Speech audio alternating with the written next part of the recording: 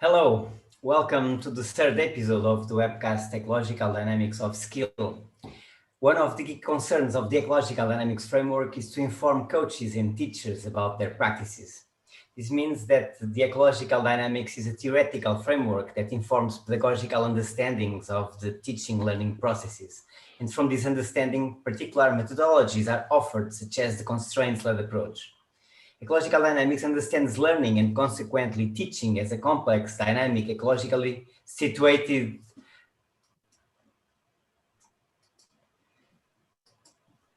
I'm sorry, there was a technical problem here. Complex, dynamic, ecological situated phenomenon, and therefore you implies a contrast with other approaches. This is exactly what nonlinear pedagogy implies. And we are very pleased to have with us Professor Jia Yi Chow, Associate Dean of the Office of Teacher Education at National Institute of Education. I think Duarte is experiencing some technical difficulties. Nanyang research or started his research and research still multi-articular coordination in football, namely in football and soccer tasks. And maybe because of his deep understanding of learning, he developed with Kit Davids and Chris Button what is now known as nonlinear pedagogy. I remember a particular influential paper, although not the first one about nonlinear pedagogy, that he published in the Review of Education Research in 2007, a scientific journal with the highest impact in general education.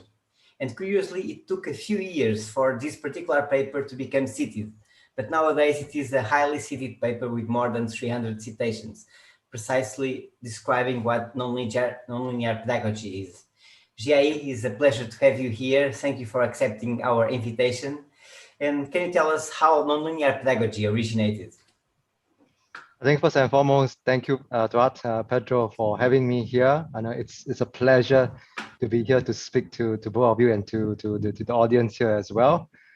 Yeah, so a little bit about nonlinear pedagogy. How did it start? I guess I would like to, of course, refer or reference it to my background. I'm a teacher by training, physical educator by training, and I've always been really interested to see how best to enhance and improve teaching, coaching, for my students and my student teachers.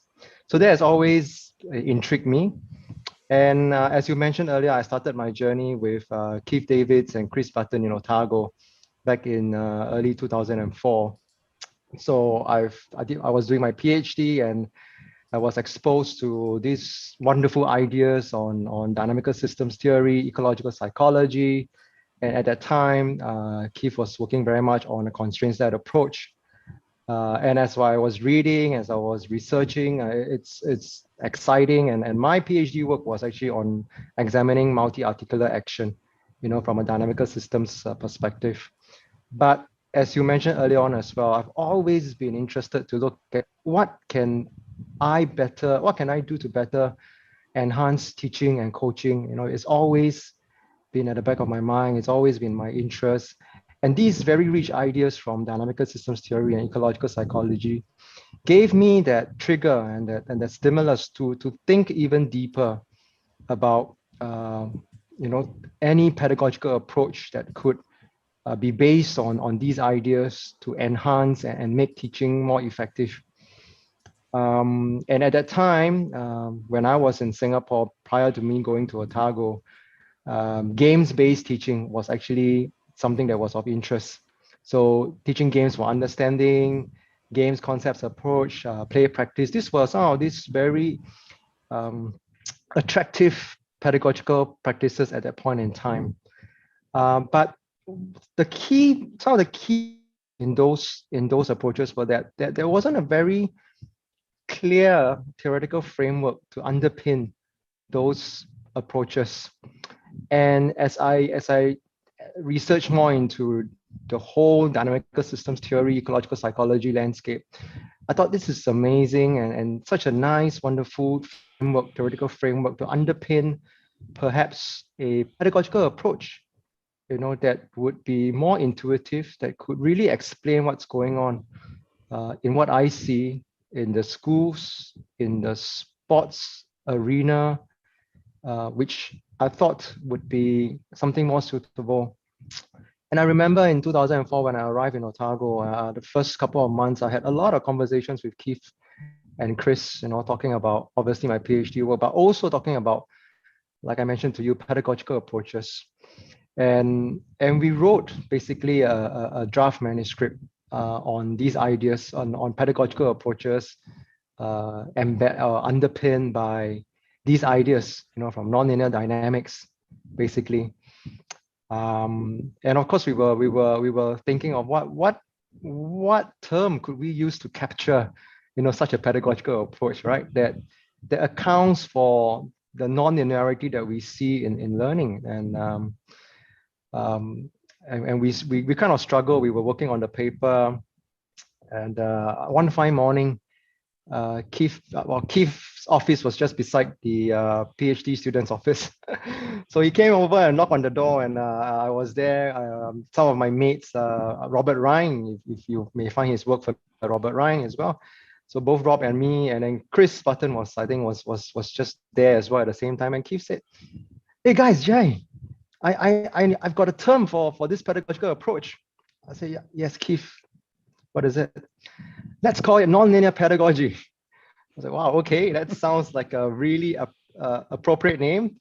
I said, "Yeah, because," and we discussed, and why nonlinear pedagogy? Because we see nonlinearity in learning. We see how learners behave. When I mean behave, they display some of these key features of nonlinear systems, right? We see non-proportionate changes. Like we see multiple stable states that the learners can demonstrate. We see when we control and scale constraints, we see different behaviors coming about. And we also notice, obviously, the functional variability that exists, variability to allow exploration, to search, and to move from one state to another new learning behavioral state. So nonlinear pedagogy then actually accounts for this nonlinearity in learning. So I think that term kind of stuck with us. And I remember we wrote actually the very first paper about nonlinear pedagogy. The first mention was in a journal of PENZ. And we described briefly what nonlinear pedagogy is, but very much connected to the ideas of constraint-led approach at that point in time. And then going back to Duart's introduction earlier on, we got down to write the paper for a publication in RER, and think that the role of nonlinear pedagogy in PE, that was the title of the paper, and we were very glad that it got accepted, and I think we just built from there. So it's been a good, I would say, 15-16 years, and it's just amazing that the team of people, the collaborators, have always been so collegial and so collaborative, and all working together, and trying to advance this area of work as well. So I guess in a nutshell, I know it's a pretty long description, but in a nutshell, I think that's where the story began. Okay, thank you, Jia Yi. Now we already know how the concept of the term born. I will tell you my story about the title of this podcast. One day, 3 years ago, I was walking in Barcelona with some friends, a researcher, which I will not tell the name, and we are talking about research in motor learning and coordination whatsoever. And he asked me, and then we start talking about nonlinear pedagogy, and then at a certain point he asked me, "But what the hell is nonlinear pedagogy?" And I answer it, "Well, I really don't know what to tell you. So I will, one of these days, I will ask to the main author, and then I will tell you what is nonlinear pedagogy." Well, we must agree it's a nice term. Sometimes could be weird because we need to assume if it exists a nonlinear pedagogy, we must assume there is also a linear pedagogy. Can you tell us a little bit what is the difference between a nonlinear pedagogy and a linear, if this term is correct, a linear pedagogy? Just for those who are not familiar with these terms, okay? Yeah, thanks, Pedro. So Yeah, I think that the title of this presentation, when Duart suggested it, what the hell is not? I had a good laugh. And he asked, are you comfortable with the title? I said, Duart, whatever you say, we'll go with the flow. And I'm not surprised because there are obviously quite a number of people who have also asked me, what is non-linear pedagogy? Of course, not in the exact words, like what the hell is non-linear pedagogy? Even Ludovic Seifert, next week's speaker, he asked me, remember this, he asked me this question as well when we were at a conference in Lithuania. So coming back to your question, Pedro. So as I mentioned earlier on, non-linear pedagogy is a framework where it is one where we attempt to situate ideas about the design principles of such a pedagogical approach. So the constraints-led approach covers, obviously, describes the interaction among the different constraints, performer, environment, and task constraints. It explains very nicely this whole idea about interactions, self-organization, even perception action coupling, emergence of goal-directed behavior. But for me, as like I say, a background as a PE teacher, and my interest is, okay, we know that these interactions exist, right? We know that self-organization is there. We know the whole concept about affordances. But how can we then deliver? How can we then use these ideas to design practices? And that was how I was really very keen to explore that particular gap. And that was why in nonlinear pedagogy, some of the key ideas, the key crux of nonlinear pedagogy lies in the design principles, right? Representativeness, constraints manipulation, task simplification, attentional focus, and variability in practice. Because I strongly believe that these are some of the very relevant design principles that sits very nicely with ecological dynamics. And through those design principles, I think it speaks to practitioners, in my view, probably a lot easier for them to access and understand that these are possibly some of the design principles that they could perhaps incorporate and infuse in their own practices, right? And therefore, and these design principles work through the pedagogical channels of practice, instructions, and feedback. And of course, right in the middle of it, we talked about it's learner-centric, of course, not forgetting learner environment mutuality, that's critical as well. So that was really the essence of what nonlinear pedagogy is. And as I explained earlier on, it accounts for the non-linearity in learning. Now, going back to the contrast that you mentioned about, then what about, is there something like a linear pedagogy? So in some of our research work that we have done, when we did obviously some of these comparisons between what nonlinear pedagogy is and maybe what exists typically in some of these practical contexts, where you would see that there is an emphasis on consistency in movement form. There is a focus on repetition in terms of repeating the drills so that we find a consistent movement behavior. And therefore, the proxy is if you can find a consistent, optimal movement behavior that cuts across everybody, then we should therefore see some consistency in the eventual performance outcome, right? So this whole idea about repeated practice, repeated drills, doing it over and over again so that, we do it so that there is no difference between trials or over a period of time. And lots of block practices, very prescriptive. The knowledge lies in the coach practitioner, quite top down, very direct learning. I guess that kind of typifies perhaps how we describe linear pedagogy. When we did that comparison between what we advocate as non-linear pedagogy versus a linear pedagogy in some of the work. So I think one of the work that was pretty well received was one by my PhD student, Miriam Lee et al. That looked at the modified tennis forehand stroke, in a school setting, and we look at that comparison between linear and non-linear pedagogy. So that in itself helps to, I guess, categorize or define that distinction, going back to your question, right? The linear pedagogy and a non-linear pedagogy. But of course, the way we describe it is into the context of that research project and research work. But I think I have also come across more recent work that is not from our team that has also done some comparison and also termed linear pedagogy and described some of the features of linear pedagogy accordingly as well. Yeah. As what I've also described earlier on too.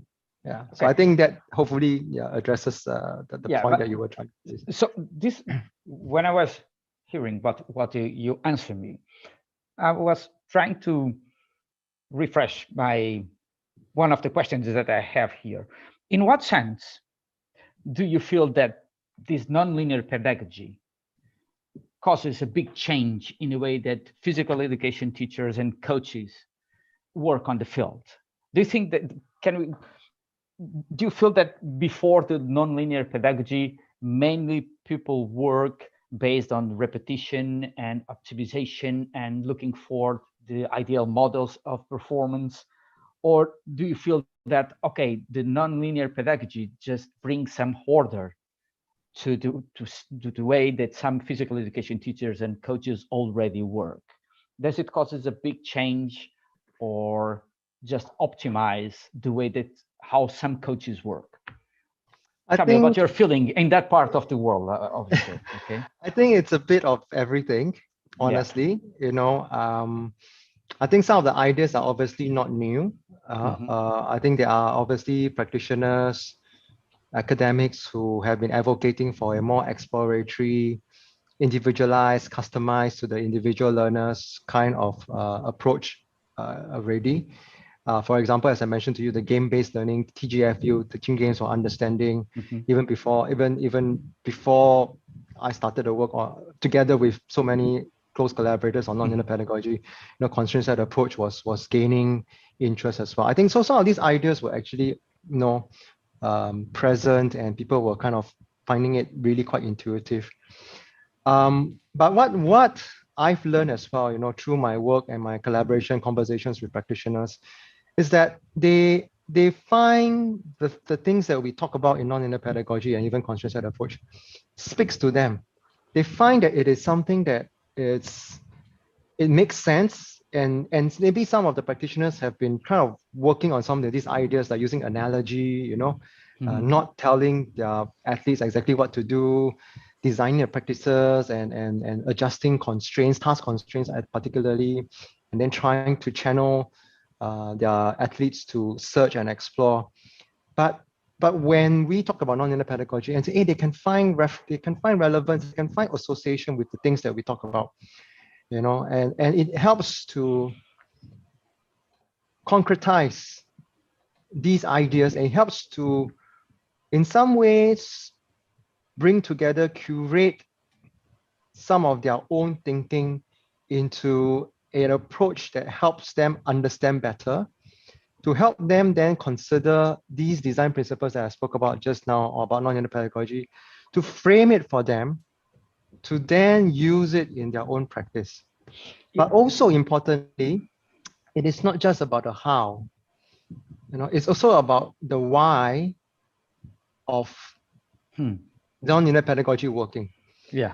Because it is easy to use some formulas and solutions, you take it and then you use it. And that could work for that particular context. But if you know the why of nonlinear pedagogy, you understand the rationale for nonlinear pedagogy, underpinned by these ideas from ecological dynamics. Yeah. You don't become a receiver. You become a change agent. You can create ideas. You can create, practices, because you are not limited by 1, 2, 3 solutions that you have received. You generate new ideas. You generate new solutions. Yeah. Because you understand. Yeah. Go ahead. Sorry, Pedro. No. You are absolutely agree, and I really love that idea about the why and the how. I think you are absolutely right concerning the why. People know why they should do the things the way are doing, but I think it's still missing the how. Don't you feel that when we talk about constraints manipulation, some people do not know exactly what to do? Don't you think that I put this question to Chris, and I think I also put this question to Keith. Don't you think that we'll still need a methodology regarding how to manipulate constraints? Or just tell me your opinion about this. I think the how, we have lots of work to do concerning the how, a methodology of learning based on a constraints-based approach. Yeah. This Maybe I share. I will move my words to Duarte. Okay. Let me share my own experience as a teacher educator, as a PE educator. So I teach practical classes as well. And I infuse a lot of these ideas of nonlinear pedagogy, constraint-set approach to my student teachers. And that's where the how comes in, right? And what I do is in the teaching, I do practical classes for football, and I will demonstrate some of these ideas. And I say, look, for example, passing and receiving in football. And I say, look, okay, in our 3v1 game, I just want to focus on when you pass, make sure the ball is on the ground, make sure that it's easy for your friend to receive it, and make sure it's accurate. Okay, play. And then they play, and then they say, oh, and you could see them, passing in different ways because they are not constrained by a specific way to make a pass, right? Could be an out step, in step, sometimes they even toe poke. It's fine as long as it's accurate, comfortable, and on the ground. Yeah. And then I'll take them, I'll say, look, now, did I tell you exactly how to do it? Did you try many different ways of passing? Say, oh, well, we did. Now, how does it differ from perhaps your own experience when someone comes in and say, I want you to pass, planting foot beside the ball, contacting the ball with the inside of your foot, I want to point your toes towards the direction. How did that compare to that? I say, oh, wow, it's really different. I mean, I had autonomy to try different things, and as long as it's comfortably weighted, accurate, my friend could receive it on the ground, it's fine. And say, exactly, because there are many different pathways to achieve that. Yeah. Now, that is an idea from nonlinear pedagogy. Now, if you are a teacher in the school, how would you do it? So what I was doing was role modeling and demonstrating the how. But again, I don't prescribe also the how. I don't give them a specific method. I role model, I demonstrate it, and we co-design those practices as we move along in the next couple of sessions. And when we do that co-designing, it is aligned to the whole principle and values of what nonlinear pedagogy represents too. Because I co-design those learning experiences with my learners in that sense. And I'm role modeling it for them. So when they go out to the schools to do their practicum, so like internship, they then, follow some of these ideas and they explore. And I say, yeah, because, and sometimes they come back to me and say, Jia Yi, for this particular lesson, it didn't quite work, even though I follow exactly what you did. I said, well, because the learners are of a different age group and a different capacity. Where are your thoughts about your performer constraints? Right? Yeah. How about the area that you had to work with? Say, yeah, I didn't think about that. So I was just trying to apply exactly the formula and the solution you gave me. And I said, look, and that's exactly what I need you to think further. There isn't just one solution, and it's context dependent. Exactly. Right? You as a teacher interacts with your students in the school. That interaction could be unique according to that context at that point in time, and it differs across classes, even in the same school, even with the same lesson plan as well. And that is an art in that sense. And it is about being attuned to these different possibilities and the challenges. Yeah. Okay, thank you. Very interesting, Jay. I'd like to highlight how you clarify that it's not typically teacher-centered or typically learner-centered, but learner, teacher, and context together as the level of analysis. And I think this is an important thing to consider. So it's not strictly focusing on that learner, not on the teacher, not on the context, but how the things go together.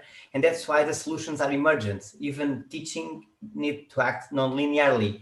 And you describe it very well. So you are empowering the teachers and the coaches to act in the same way as you know that the athletes learn. So I think that is a very interesting way of putting it.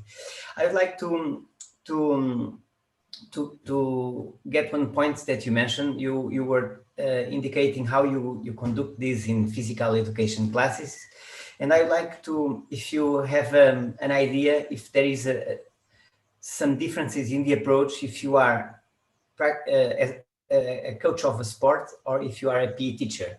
Do you see that there are some points that should be more highlighted as a coach that are different from a PE teacher? Do you see that in general the framework will follow the same ideas? Yeah, good question, Duart. I think the general framework is there. But I guess going back to your earlier point, it's the context.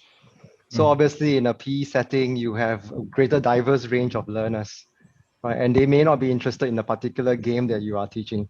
But in a sports context, you are probably working with kids, athletes who are passionate about that particular game. They may be of a certain level in terms of skill. And really, I think, nevertheless, the general idea of manipulating task constraints, accounting for learner, task, context, environment, mutuality, I think those things are in place. And while I work a lot with teacher education, and with physical educators, I've also been working a lot with the sports associations and in Singapore as well, some of the key stakeholders in coach education. So again, I've been able to work with coaches, and I share these ideas also very readily with them. And again, they are very receptive of some of these ideas. And of course, going back to also maybe Pedro's point and Duart as well, is that, and I mean, typically they'll say, Jia Yi, tell me the way, give me the answer. Tell me exactly how to do it. No, but sometimes I can't, because like I say, I can tell you some of the ideas and the design principles, but to tell you specifically in this context and this is what exactly you will have to do, it's quite difficult, because it, like you say, Duart, it emerges, the behavior of the teacher, the coach, and the students emerges, at the same time, and it's that close interaction that is critical, and that makes coaching, teaching an art, but of sciences in ecological dynamics, but the actual enactment of it requires a good sense of attunement to what's happening, a good grasp of perhaps some of the theoretical ideas, a good understanding of the design principles, and importantly, a good understanding of the game that you are trying to teach, or the skill that you're trying to teach. Absolutely. Then you are able to manipulate constraints effectively, accounting for possibly how your learners may interact with the kind of constraints that you are manipulating and scaling. So it is that richness in terms of the coach's understanding and competence in that game gives the coach and the practitioner a good idea of the possible affordances that are available to the players and athletes in that particular practice that you have designed. Yeah, very interesting. And just before I give the word to Pedro, and that I know that he is also paying attention to the questions that are being put in the chat. Yeah, there is some nice questions here. Just 1 second. So just for finalize this reasoning. So according to what you said, that this idea of perceiving the affordances and to act according to what is going on the specific situations, do you also think that there can be value of using a nonlinear pedagogy in other areas beyond sport? For example, other methods of teaching, other performatory activities? I certainly think so. And maybe just to share with you, I have a colleague, an ex-colleague. He is a math educator, math educator. And his work is on productive failure. Okay. I'm not sure some of you may have heard of it before. Nope. Productive failure. It's quite ironic, Weird. isn't it? Weird, isn't it? Productive failure. And he leverages on a lot of the ideas pertaining to variability in practice, venturing into the unknown. So in the way he does math education, the math questions some of the math questions are not well structured. That means they are kind of missing gaps, missing information. And it challenges the kids to start exploring and coming out with hypotheses and possibilities with some of this disjointed information in the math problem. And because they are searching across a greater landscape of possible solutions based on the high variability in the kind of information that's available, it forces them to explore, exploit, search for possible solutions in the math problem. And when they have to deal with more structured math problems, the creativity in their thinking, the innovation in a way they could come out with math solutions were a lot richer. The way they could discuss some of these ideas, the math solutions, were a lot more stronger.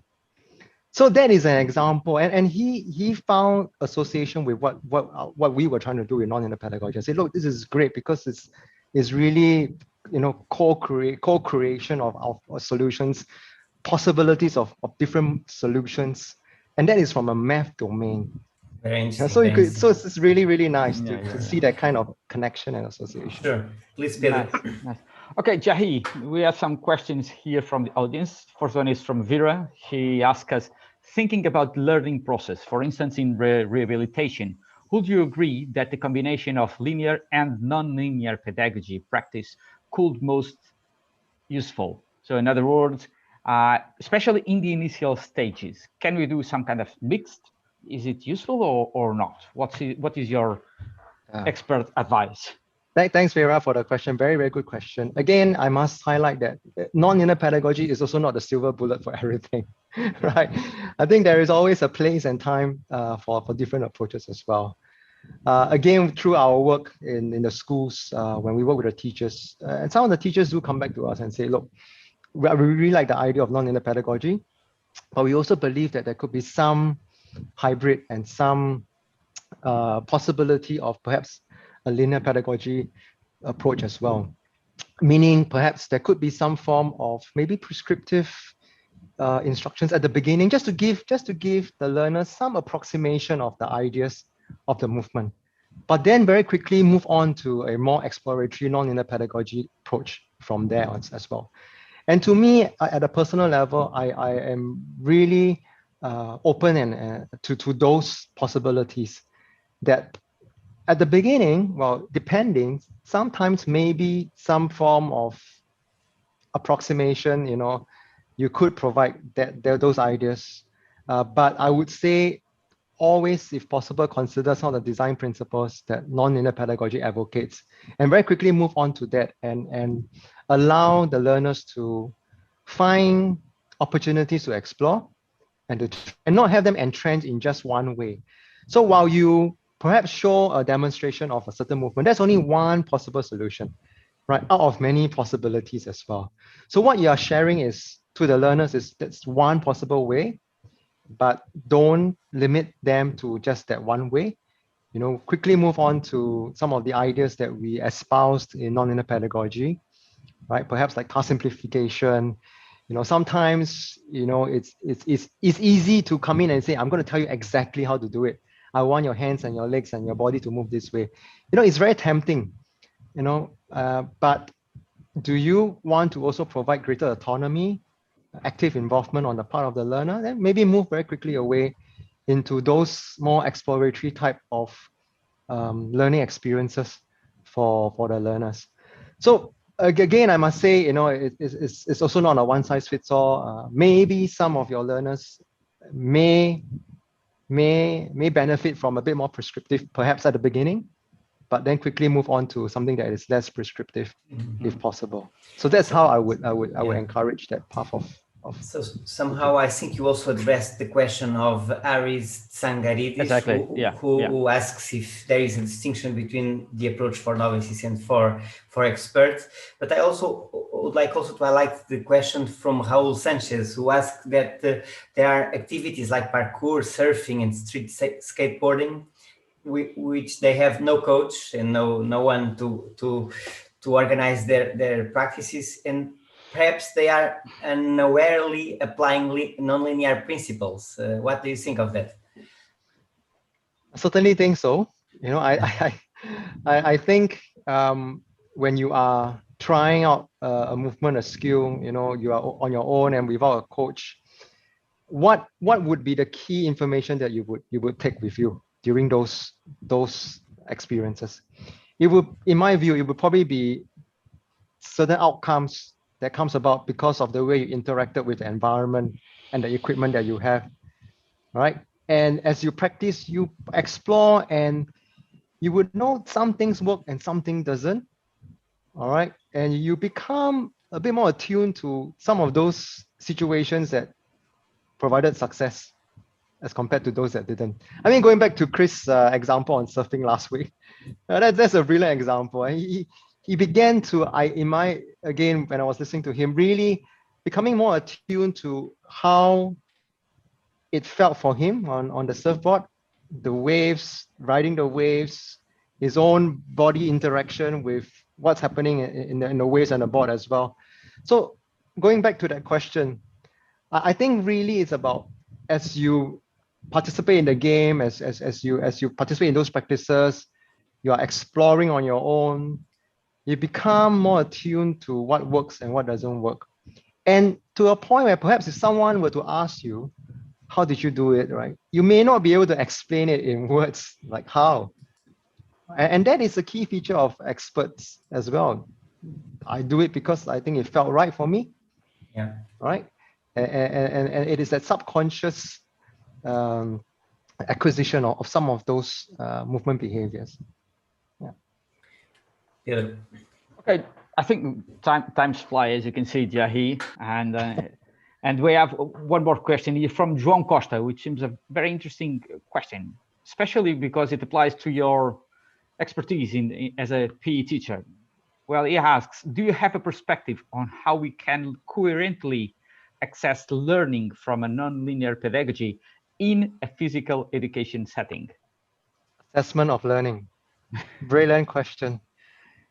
How we assess our students shape teachers' behaviors. I'll just repeat that again. Yeah. How we design assessment can shape teachers' behavior. So if you assess based on a movement form, chances are teachers will teach to that. They will teach according to what the movement form should be. And therefore, if your assessment is about what we advocate in perhaps in nonlinear pedagogy, that would be, we are looking at transfer, we are looking at adaptability, right? We are looking at how flexibility is present, we are looking at stability. If you could capture all that in the assessment rubrics, then that would really account for what we advocate in terms of nonlinear pedagogy that's underpinned by ecological dynamics. So in your assessment rubrics, you may want to look at, can a person throw to this certain distance, that certain distance, at different angle, different height? I'm not advocating for a specific movement form. And that is transferable, and that's adaptability. Can a person throw with a smaller object, a medium-sized object, or a bigger object? Yes, that is about flexibility. But if I need the person to throw to the same distance across 10 trials, the person can do it across those 10 trials. Well, that's stability in that sense, right? Yeah, exactly. Or also, if I perturb this person, very quickly he goes back to the original movement and the original outcome. That's stability in that sense, right? So if we could put all those into the assessment rubrics, these are key indicators of what I think would be what nonlinear pedagogy would advocate in terms of successful or effective functional behaviors, rather than I see the arm leading, I see the elbow leading the shoulder, I see the stepping leg forward, etc. Because as I mentioned, assessment does shapes teachers' behavior. Very nice. I think this is a beautiful way of finishing our session. But before that, and before announcing the next session, I would like to give the word to Pedro for an information. Well, the information is that just to make again to disclose the Sport Science Congress that we are organizing in a digital form here in the FMH, in the Faculdade de Universidade Humana, which will be between 13 and 21st of July. As you can see now, the logo and the web page. Just take a look at the webpage. I think it's a very nice opportunity for you guys presenting the research works with a very, very acceptable fee. And the short talks, the communications will be, well, available on the web after the Congress, so your work can be spread worldwide. Well, thank you, Duarte. And Thank you. once again, thank you very much, Dr. Chow, for this very interesting and fruitful conversation. Thank you very much, guys. It's been such a pleasure speaking to the both of you. Indeed, it was a great session, and I see that the more we were discussing, the more questions were appearing. So it means that there are lots of things to discuss in the future, and of course, you will have to be here again. I would love to be in Lisbon in person at some point in time. And we will discuss all this together. That would be great. For next week, we will have Ludovic Seyfer, Professor Ludovic Seyfer, and he will talk with us about outdoor activities following an ecological dynamics approach. Jia Yi, thank you very much. Thank you very much for all of those who attend our session, and see you next week.